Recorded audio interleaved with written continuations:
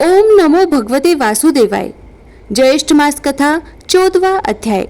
आज के अध्याय में हम सुनते हैं 13वें अध्याय से आगे की कथा, गंगा अवतरण की कथा। ऋषि कहने लगे कि हे षडानन, जब राजा सगर की सब संतति भस्म हो गई और उनका यज्ञ न हो सका तो राजा सगर ने क्या किया और उसके सैनिकों ने क्या किया, यह सब कृपा करके आप हमसे कहिए। स्कंद जी कहने लगे कि हे शौनक ऋषियों, बिल के द्वार पर स्थित सैनिक लोग विहल होकर बिल की उस अग्नि ज्वाला से संतप्त होकर राजा सगर को सब समाचार सुनाने के लिए गए और कहा कि आपके पुत्रों ने जब यज्ञ के घोड़े को कहीं नहीं देखा तो अपने हाथों से पृथ्वी तल को खोद डाला। उसके अंदर उस बिल से मिला हुआ 100 योजन के विस्तार में एक गुफा मिली। उसके अंदर बहुत से सैनिकों सहित आपके पुत्र सब के सब चले गए और हम सब लोगों को बिल के द्वार पर रोक दिया।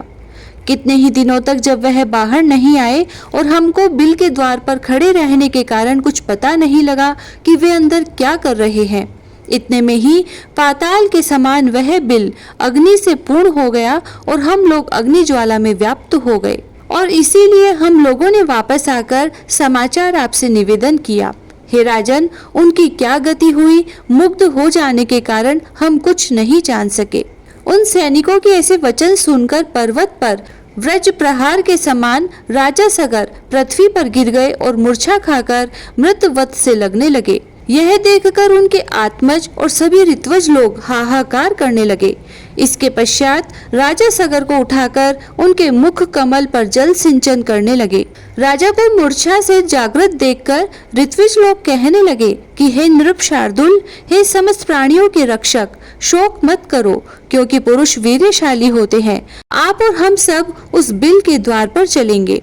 और वे सब उस बिल के अंदर वाले जीव का बल और पराक्रम देखने के लिए यज्ञ के कार्य को समाप्त करके चल पड़े। मार्ग में सैनिकों ने देवताओं से भी दुष्कर कर्म जो सगर पुत्रों ने किए थे राजा को दिखाए। बिल पर्यंत पृथ्वी का समस्त तल भाग खुदा हुआ देखकर ऋषि लोग कहने लगे कि हे उपस्थित वृंद, आप लोग सुनिए।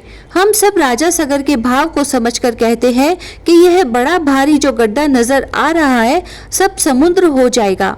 इस प्रकार विवाद करते हुए वह सब विवर के समीप चले गए और उसके समीप सब सेना को खड़ी करके धर्मात्मा राजा सगर ऋषियों के साथ संयत होकर परम अद्भुत भूग्रह के अंदर गए। वह भूग्रह इंद्रलोक के समान रत्नों से प्रदीप्त, प्राणियों के संचार से रहित और सुंदर था, परंतु भस्म से पूर्ण था।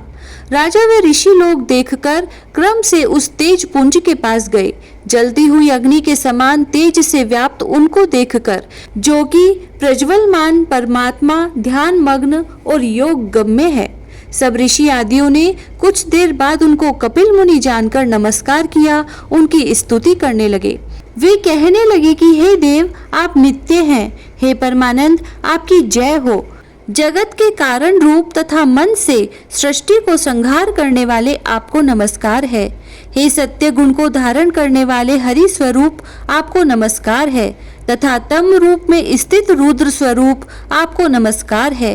हे अखिल लोक वंदना के योग्य, हे सुरासुर पूजित चरण कमलों वाले आपको नमस्कार है। हे दया के सागर, संसार रूपी संसार में फंसे हुए हम लोगों की आप रक्षा करें। हे ब्राह्मणों के स्वामी, शीघ्र हम लोगों का उद्धार करें।